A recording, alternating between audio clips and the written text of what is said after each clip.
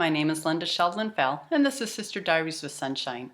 Today, Sunshine is going to talk about triggers. Triggers is something that causes a flashback to a prior trauma, and that can be very challenging for those living with dissociative identity disorder. Take a look. Hi, Sunshine. How are you? Good. How are you, Linda? I'm doing well, thank you. This is a time of year that is really hard for at least one of your alters. 7-year-old Abby has a trigger to lilac trees. And lilac tree, they're in bloom right now. And to most people, they're very beautiful. But to Abigail, they present something that takes her back to a trauma that she suffered. And let's talk about triggers a little bit.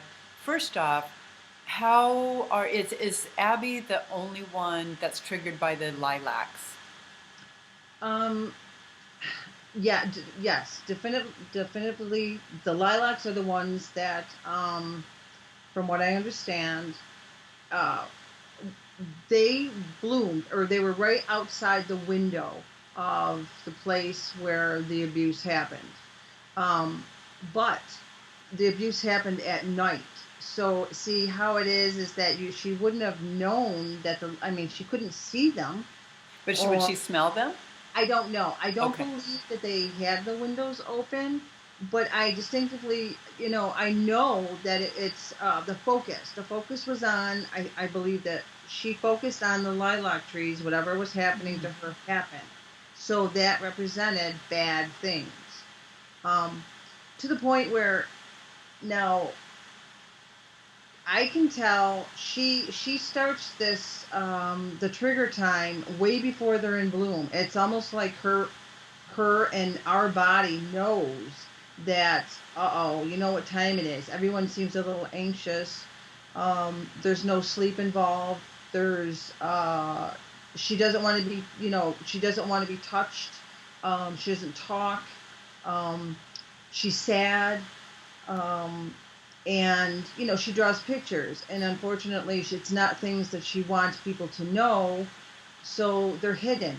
Um, and I was lucky to find one and take it into the therapist, but the actual trigger itself affects also Sarah, who's 5, Okay. because it was the same kind, but it wasn't the lilacs that she focused on.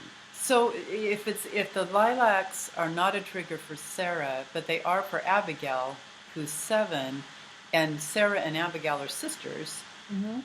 how does that affect Sarah then? And how does it affect you? Because if Abigail, if the trigger's keeping her up at night, she's wandering the house in your body. Yes, yes. And uh, so physically, that's a hardship. That's sleep yes, deprivation. yes. And so how does it affect you? How does it affect the other alters, and especially Sarah? Um, Sarah knows about. Sarah was very upset. She cried the other night, and she wanted to know, why doesn't anybody help Abigail? Why doesn't anybody do anything to that person, that bad man? They both refer to him as the bad man. Why doesn't anybody do anything? And then she goes into, why did all these bad things happen and nobody cared? Nobody stopped it. Right.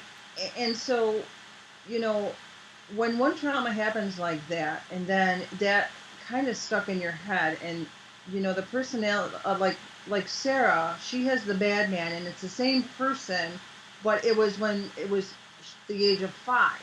So she has a different focus point, on those triggers. And hers was not too long before Abigail started. So it Okay. was around the same time. And Sarah was asked about Isabel. Now Isabel is the baby The who just baby. cried. Well, they don't want they try and avoid Isabel because Isabel would be the first one. So that's really on the inside. It's kind of like they kind of do what they can. They know, no one really talks about it. No one knows really what to do. It's something that Abigail herself has said, you know what? I just got to get through it. I just got to get through it. And she will make sure that, doors are shut, closets are locked. Sarah wants closets locked, under the bed. The bad things, the bumps in the night, she wants to make sure. And that's why she doesn't sleep at night. Okay. And it's almost like she'll stay up all night long watching. And then when it gets to be about 4 o'clock in the morning and nobody can keep their eyes open, um, that's the best time to go to sleep because it's getting a little bit lighter out. Yeah, yeah. With nighttime, that sleep deprivation. How do your other alters?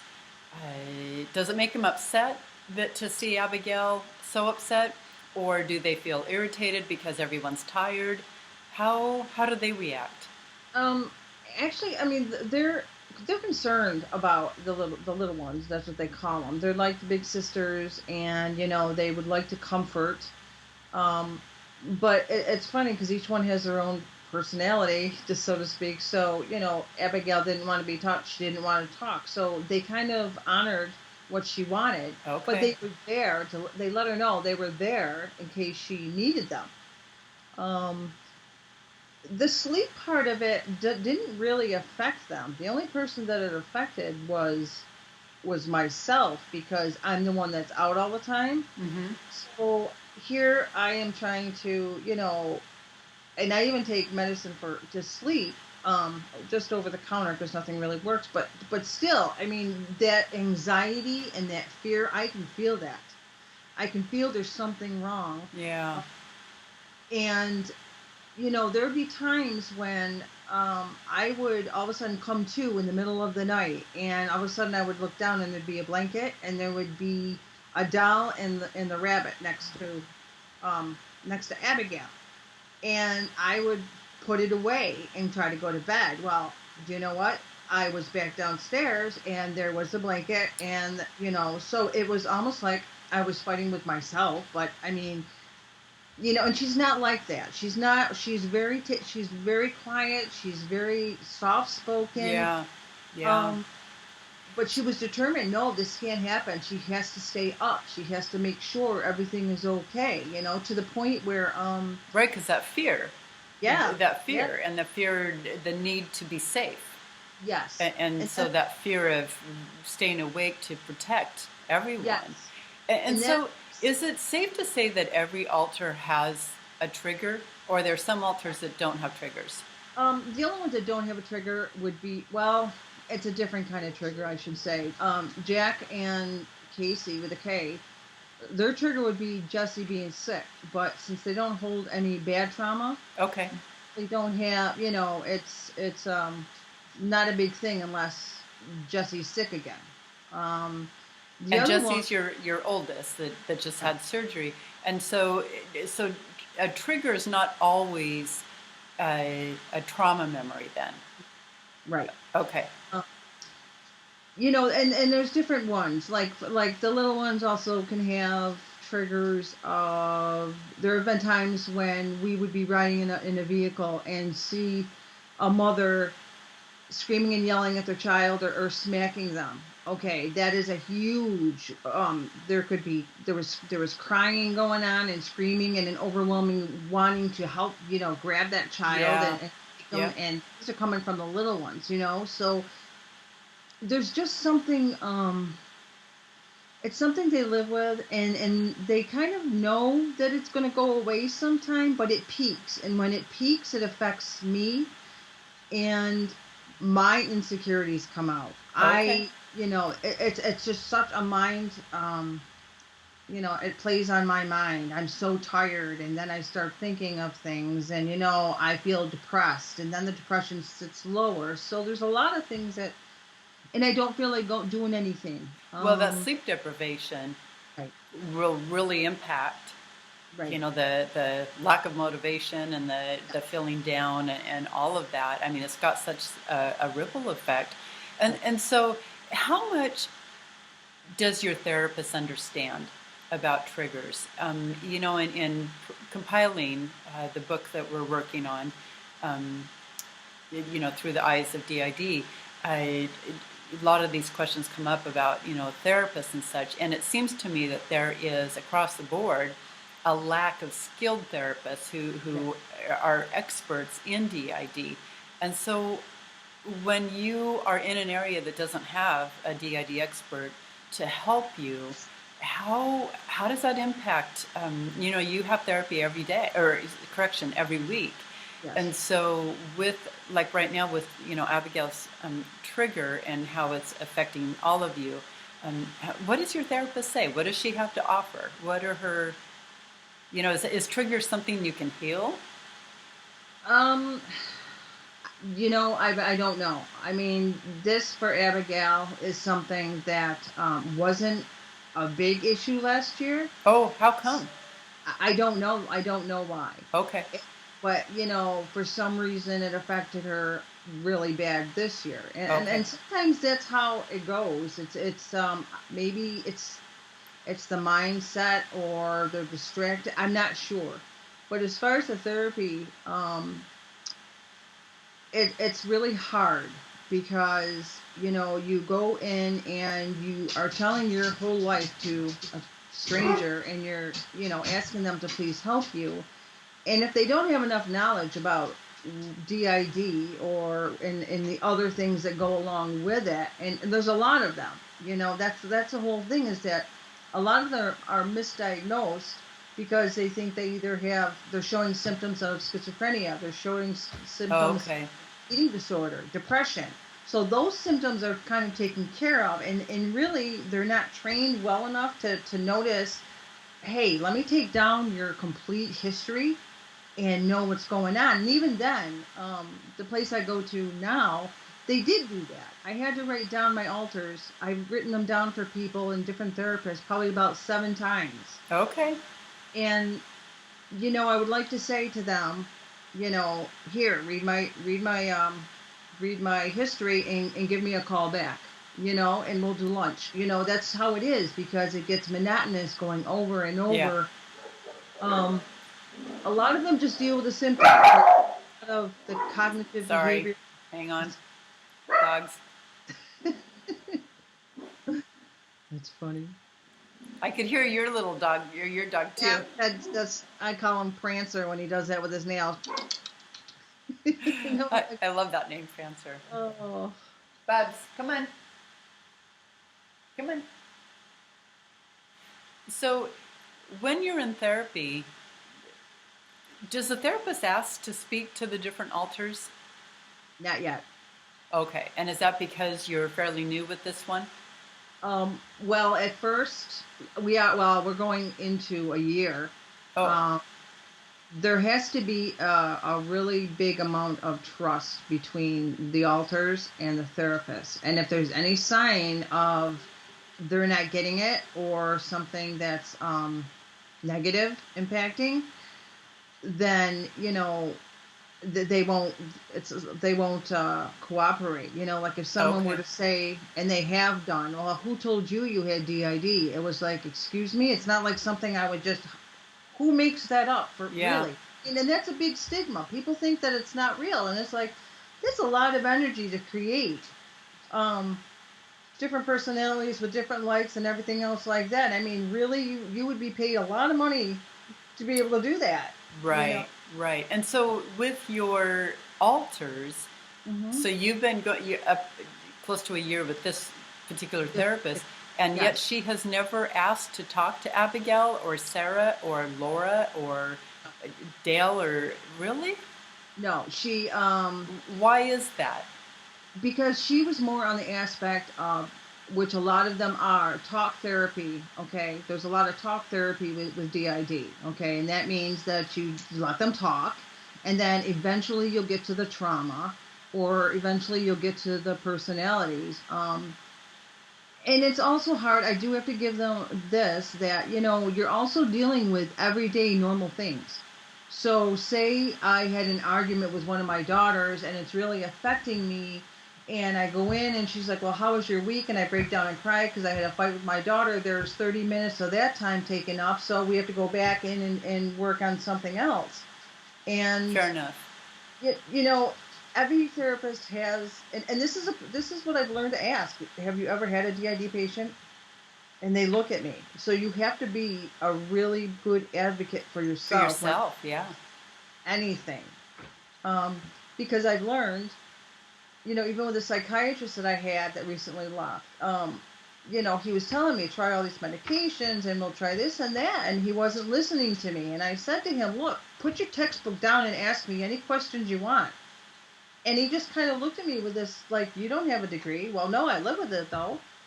So the Yeah. next appointments, It- he would show me things that he found on the internet. Well, you know what? I can do that too. It's just help me deal with the everyday life. This is what it's like. It's not wanting to get out of bed. And as a matter of fact, I wanted to bring this up.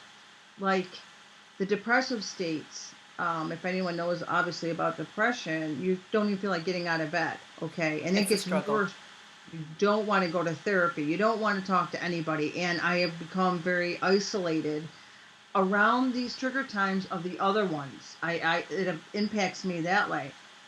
And those are the times when I should go, because those are the times that maybe more would come out of it, but there's that thing where it's like, you know what am I doing here? No one knows anything. And if you are lucky enough to have someone that has DID, knows that, good luck trying to get in to see them, Right. because you have to have the right kind of insurance. And as well as I know, psychiatrists cost a lot of money. So it's nowadays it's 15 minutes in and out for a psychiatrist, and they'll give you meds. And what I've come to know is for therapy, it's an hour, if that, if they're on time, and the clock will go off when the session is over. And Is so that right? yeah, whatever expression or deep, you know So even despair. if you're in the middle of talking about a particular trauma, or even if an altar were out, um, Yes. that timer goes off and you're done? Yep, that's it. Yep. See you next week. Yep. And that's how it is. And that can really impact your relationship with the um, therapist also, because Fair it's enough. like, do you care? I mean, and it's their job. Okay, you got to think about that too. This is their job, and a lot of them go in there thinking they're going to help the world, and a lot of them get burned out. Fair So enough. Fair enough. Well, and they also, hear a lot of really hard stuff, and yes, yeah, day in and day out, and it would be challenging to, yeah, because with living with depression, that's hard enough, and yes. so if that's what you hear, client after client after client. Speaking of depression, is it common for someone living with DID to have depression? I mean, is that more common than not? Yes, major depression. Okay. And There's is major that depression. pretty much across the board for all DID? Yes. Okay. Um, Now the different kind, I know it as complex depression, major depression, and I think a lot of it has to do with, well, for me, I can say is that you're depressed about the fact that no one understands how you feel. No one can help you. You feel like you can't do anything right. You can't fit in a normal society, okay? And we don't like to use the term normal, because what is normal? Right. You know? Fair enough. Um, but the major depressiveness is a borderline depression that you always have. Okay. You may not talk about it all the time. I mean, you kind of keep things to yourself, because it's like you don't want everyone to think you're depressed all the time. But I mean, it's really hard to live. It really is. Um, and then when you have something that upsets you, or a fight, or, you can't explain yourself, you don't know where these feelings come from. And another one is that sometimes I feel so bad, okay, really bad. And my therapist always says to me, "Well, do you feel suicidal?" And I'll say, "No, I don't. I'm not going to do that, but I feel that bad." There's a difference. There's a Okay. point where you feel that whole heavy heartedness, and you can't explain it, and you just want someone to tell you everything is going to be okay. And it's just like your mind is just zapped, you know. That, Um, it won't always feel that way. You just want right. someone to say it won't always feel that way. But Yeah. yet, and as a clinician, they have to ensure Right. that if you're having suicidal ideation, that it needs to be, that's something that you act on, right away. Right. And um, so you can feel that bad without necessarily thinking of a plan, or Right. Okay. If it Okay. was ever to go into any kind of plan, see, I don't have any in me that would really do that. I think that if it gets to its worst point, sometimes there's someone in there that will say, "Hey, you can just end it." But instead of going that way, I take it as, okay, well, there's an option, but I don't need it right now. So, but I've been bad enough where I've called a therapist and I've said, listen, I've got to go into the hospital because I can't think, I'm not functioning, I'm just not doing anything. And you know what? A lot of people think that going into a mental institution is fun and you get rest, and you don't. You go in there and you're up at a certain time. You learn you're trying to learn the coping skills and to take care of yourself, and all about the different therapies. And it's a good thing. It's a good thing to be able to have other people when you have kind of no um nowhere else to turn. Sure.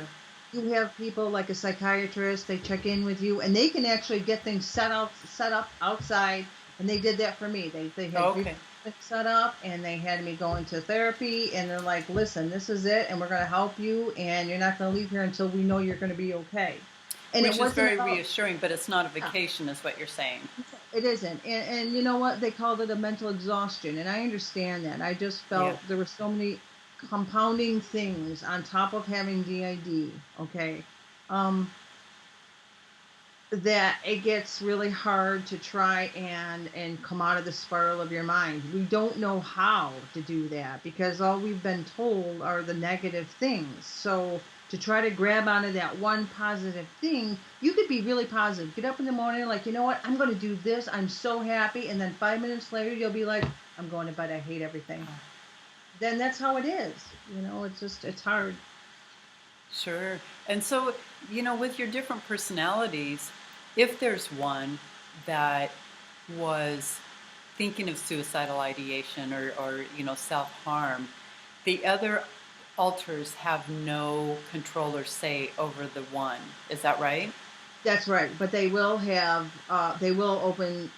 openly speak about it to someone on the outside and make them Oh, aware. okay. Okay. There isn't any kind of secrets that are kept on the inside, especially when it comes to thoughts like that.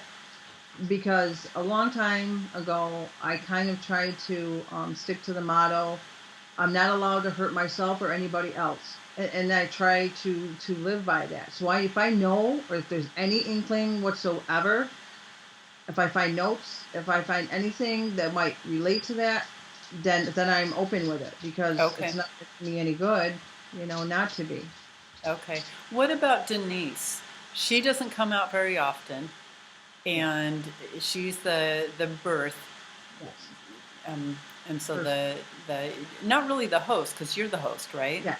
Okay, Right. but she's the birth body. Um, Right. does she? How does she handle the depression and such? Because she doesn't come out very often, and Uh, so is there any worry on your part that how much control does she have? I guess. really, not a lot. I believe, I truly believe in that when this first happened, and this was with her body, when she was that small, that her mind could not obviously handle it, and that's what created the personalities. But she just lost it. She doesn't come Well, out. she was an infant Yeah, when she underwent physical trauma. right. That and so the mind really isn't quite fully developed Right. at that point. And so, and do you interact with her? No, no. Does anyone interact with her? She really keeps to herself. Every once in a while, she'll write a note to Matt, or she will come out if she feels strongly about something that affects or her well-being, or what the body needs, or maybe Okay. even sometimes for me, she'll be an advocate for me because I am the kind of person that doesn't like to make waves, and I don't think that's important. I don't know how to really self-care. That's a big thing, is that you people that don't know how to, and when we're talking about take care of yourself, I mean, yeah, you know how to put on your clothes and everything like that, Right. but you really don't know um, to do special things or rewards for yourself. You don't think that you deserve them. But she's a big advocate for, I need this, and I'm going to tell you this, and sometimes she can, be very vocal about that. Well, and She, do you ever feel like you're the burden bearer and you know, do you ever feel angry like you would like a little bit of help because she is the birth, the name that, yeah. Do you ever feel like you wish that she could take some of it off your shoulders? Because as the burden bearer, uh, and which leads me also to a second question. Uh, is it your depression or is it her depression that you feel? Or is it depression of the other alters that are you're feeling? You're feeling all of them. yes, that's a good question, and yes, that's what does happen. Sometimes, first of all, no, I don't feel angry at her. Actually, I feel, if I were to think about it logically, that's a really hard thing for me to think about, because logically, we've done enough research to know about where they come from and why they're developed. But we don't look at the other ones like that. They are their own people. Hmm. I, there was a time period, for example, there was a time period for one of my daughters was 10 years, around 7 to 10 years, I would say. And for a moment, there was, I don't know who it was, but there was a moment of just looking at her and realizing that, that's really not all that old. And Yeah, making that that, connection. yeah. And then thinking of something that might have happened, that did happen. Um, it's sickening, and it creates a lot of emotions, all above all of them, Right. and to think that that could be done, and why wasn't someone there to stop it, and all this other stuff, compounded on the fact that there's nowhere to go, and there's no one to fix it, and there isn't a cure. you know so what you're doing is you're living with the consequences that were put on you every single day, and you're asking people to accept you for what other people have done. And it does get hard. You do feel like a burden. um I feel tired sometimes. I say to people, I would like to take my head off and give it to you just for one day, because there's always something going on.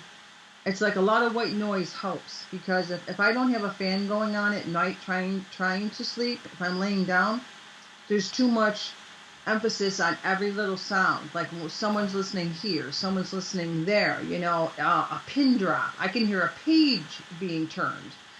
Um, I think one of the writers in the book, Through the Eyes of D.I.D., said it's kind of like having a whole bunch of televisions in the same room on. yeah, it And is. is that right Yeah, for it you? is.